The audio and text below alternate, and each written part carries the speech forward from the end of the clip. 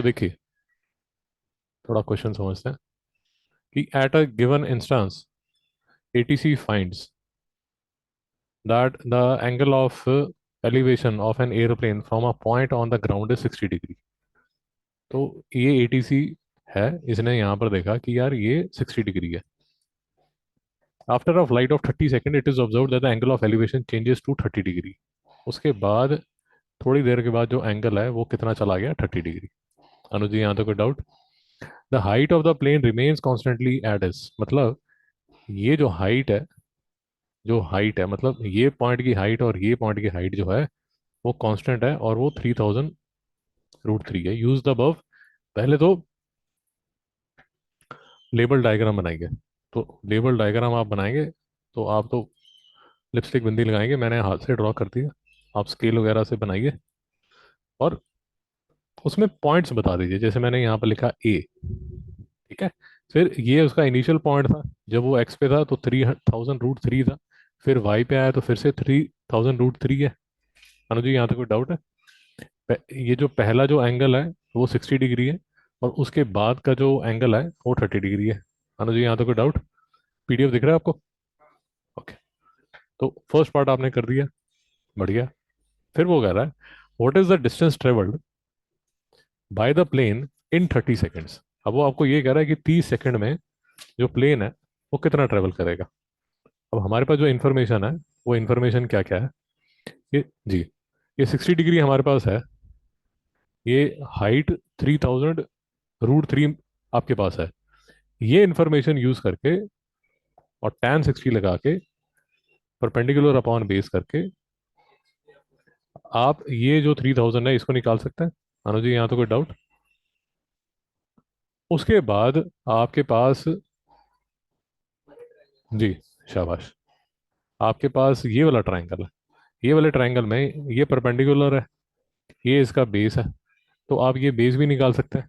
नहीं समझ में आया? तो जी, शाबाश। तो ए सी, ध्यान रखिए, ये जो ए सी आप पूरा निकालेंगे, ये निकालेंगे आप 9000 मीटर्स। तो जब आप सब्ट्रैक्ट करेंगे तो जो बी सी है वो आएगा 6000 मीटर। अनुज जी, कोई डाउट? अब ये जो 6000 मीटर है वो ये वाला 6000 मीटर है। तो बेसिकली स्पीड अगर आपको निकालनी है तो स्पीड कितनी होगी, 6000 मीटर अपॉन 30 सेकेंड। तो ये किसके इक्वल होगा?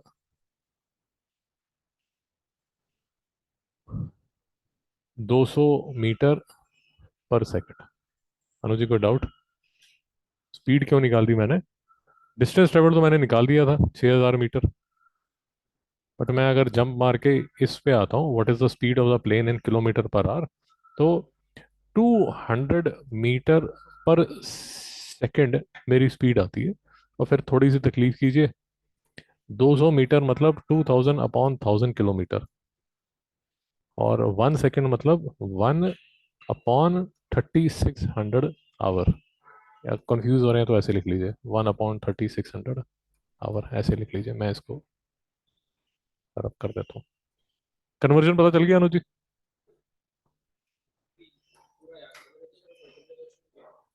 जी, मैं एक सेकंड अभी आपको दिखाता हूँ। पहले ये बताइए, जो मैं कर रहा हूँ वो आपको समझ आ रहा है? ये देखिए, ये 200 मीटर है। 200 मीटर को मैं लिख सकता हूँ 200 अपॉन 1000 किलोमीटर। ये समझ आ गया? ये बेसिकली यहाँ पर 1 सेकेंड लिखा हुआ है। 1 सेकेंड को मैं लिख सकता हूँ 1/3600 आवर। ये समझ आ गया?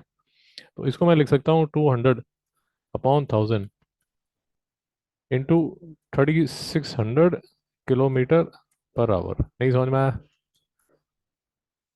मैं सिर्फ आपको ये इसलिए बताना चाहता हूँ कि आपने शायद ये भी सुना होगा कि इसको बोल दे दिया जाता है कि फैक्टर ऑफ 18/5 से मल्टीप्लाई कर दीजिए। मेरी बात नहीं समझ आई? कभी शायद सुना होगा आपने। मीटर पर सेकंड को अगर आपने मीटर पर आवर में कन्वर्ट करना है तो आपको किससे मल्टीप्लाई करना है, 18/5 से। मेरी बात नहीं समझ आई? जी, नोट कर लीजिए।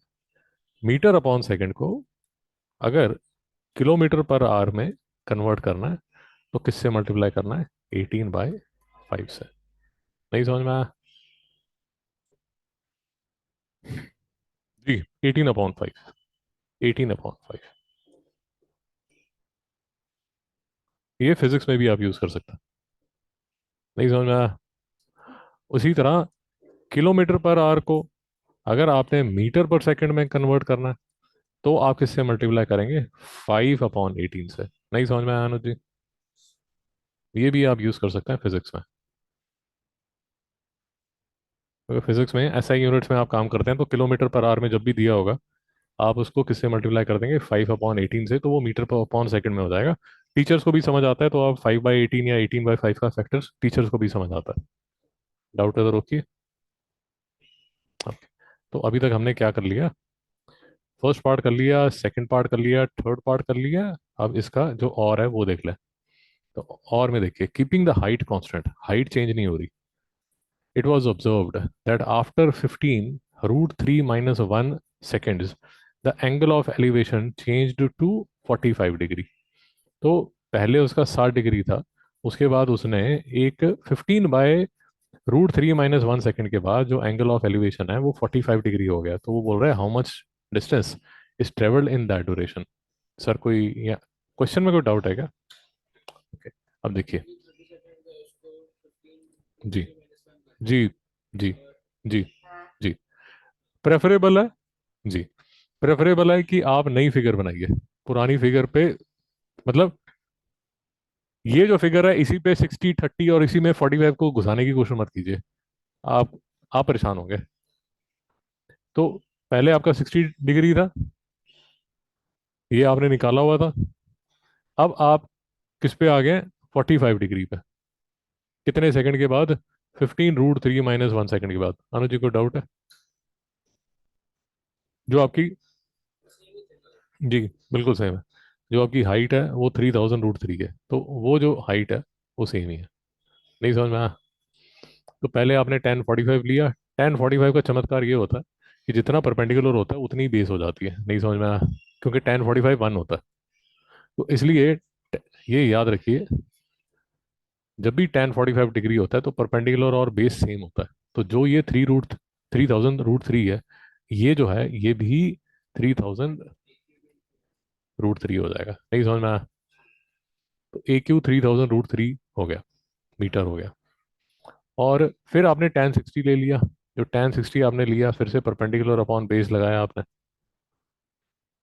परपेंडिकुलर अपॉन बेस लगाया तो इस केस में आपका जो AP है वो हंसते खेलते कितना आ गया? 3000 मीटर आ गया। अनुज जी कोई डाउट? तो अब आपने ये डिफरेंस निकालना है। डिफरेंस क्या होगा? 3000 √3 - 3000। ये जो है ये आपका आंसर होगा। बट प्रेफरेबल है कि √3 की वैल्यू 1.732 आपको याद हो। नहीं समझ में आया सर? नहीं याद तो याद कर लीजिए। √3 होता है 1.732। √2 होता है 1.414। एक्सपेक्टेड है कि ये चीज़ें आपको याद होनी चाहिए। तो यहाँ, जी जी जी जी जी, 1.732 - 1 करेंगे, 3000 इंटू 0.732 करेंगे। ये तीन भाग जाएंगे तो 732 into 3, 3 to the 6, 3 3 the 9, 7 3 the 21, 2196 metre आपका आंसर हो जाएगा। अनुज जी कोई doubt? How much is the distance travelled, तो ये आपका डिस्टेंस ट्रेवल्ड हो जाएगा। कोई डाउट है सर? तो एक बहुत लंबी यात्रा के बाद आपका जो पेपर है वो सारा का सारा, जी जी, आपका एक बार सॉल्विंग देख लेता है। यार तूने कोई फिगर नहीं बनाई, कुछ नहीं बनाया, पता नहीं क्या कर रहा है। अच्छा नहीं, तूने ये बनाया, आई एम सॉरी, ये बनाया हाँ। अब समझ आया नहीं है? ये तुझे देखना पड़ेगा। सी यार, मैं what I am advising very strongly is, क्योंकि हमने इतना ज़्यादा टाइम स्पेंड किया, so what I advise is पूरा पेपर, फुल पेपर दोबारा कीजिए। नहीं समझ में आया? जी जी जी। Do again for yourself, for yourself, अपने लिए।